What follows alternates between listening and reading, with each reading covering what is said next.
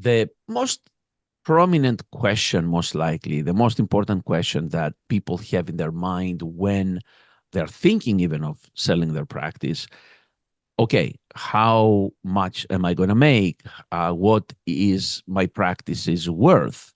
How we figure this out? And definitely there is a value of the practice, and then that value of that practice will be essentially presented to different companies. They will see whether they agree with that value or not, and then they will add some sort of multiple that will lead at the end of the day to the enterprise value of the transaction. How do you answer the question, what's my practice worth? How do you begin to answer that?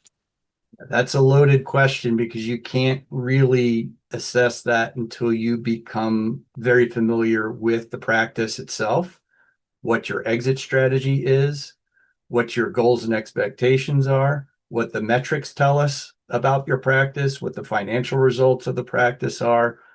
All those things combine into what is going to either be an attractive offering to a buyer or not so attractive offer to a buyer, and will ultimately impact the multiple that a buyer would place on the practice. So you might be able to work with your accountant and get to an EBITDA number, which is the formula is fairly simple. Get to an EBITDA, apply a multiple to that EBITDA. But even that starts to get complicated because there's all kinds of adjustments that need to be made. And you got to know which adjustments you can make and can't make that will influence what that final EBITDA number is. Getting to that adjusted EBITDA is part of the secret sauce. But then, again, it's the intangibles beyond that that will really influence how aggressive a buyer is going to be. And having a full exit strategy, coming into a process with a full exit strategy and good understanding of what you're trying to accomplish with it is the key to having a successful exit.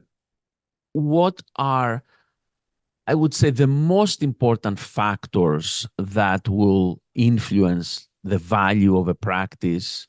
And what are some of the mistakes that owners can make that may decrease their practice's value before a sale? Probably the biggest mistake that I hear from folks is that they want to sell and they're ready to sell tomorrow. You need to create an exit plan, and that is really key. I tell all my clients a minimum of 2 years.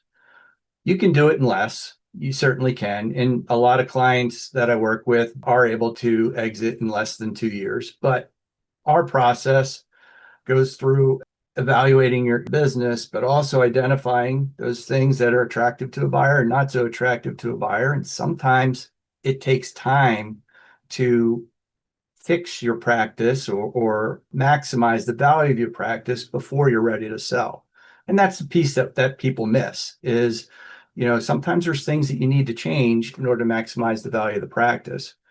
So first off, the number one mistake is not giving yourself enough time. That's the number one issue.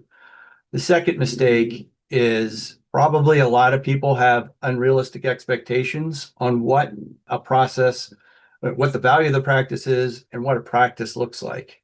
We get into a lot of conversations about people are going to get fired and people are going to do, this is going to happen. That's going to happen because they saw something on TV or a movie. That's not the way it is in the PT world anymore. And many, many years ago, there was some of that going on, but the buyers in the industry have learned that whatever they're buying, if you disrupt it too much, it's not the same product after they buy it. So they try and keep things intact as much as possible anymore. That's another, it's kind of a misconception, I guess, about the process. The last thing is, truly what is the practice worth? And that's going to come down to that adjusted EBITDA. And then whatever we can get from a multiple standpoint, and that multiple can be influenced by many, many factors. The main factor is always going to be that adjusted EBITDA, but it could be, size of the practice, number of locations, your exit strategy. Are you staying on as an owner or not staying on as an owner? Are you interested in rollover equity, not rolling over equity? Do you have a good leadership structure in place already? Do you have good systems in place? Can you produce good data? All of these little things add up to confidence from a buyer's perspective. And if they're all lining up and align with what a buyer's looking for, then it's going to be a good fit for everyone. That's kind of what you're looking for. You're looking for that best fit with these buyers, and not necessarily sometimes a bigger number isn't always the best offer when you break it down. There's so many different factors that can influence how much cash you actually take out of the business. Understanding the whole process and what that would look like and what the expectations are prior to going into a process sets the expectation so that you know what to expect coming through that process, and you're not going to be surprised. People don't understand how complex it can get and how many levers and different deal structures and different things that buyers can throw at you, and you don't know which is the best for you. And that's why we position ourselves to get to know our clients a lot more, to help them understand what they're trying to accomplish with their exit and help them match them up with the best overall offer, which usually, will end up being the most financially lucrative, but not always. Again, depends on what the exit strategy is with the seller.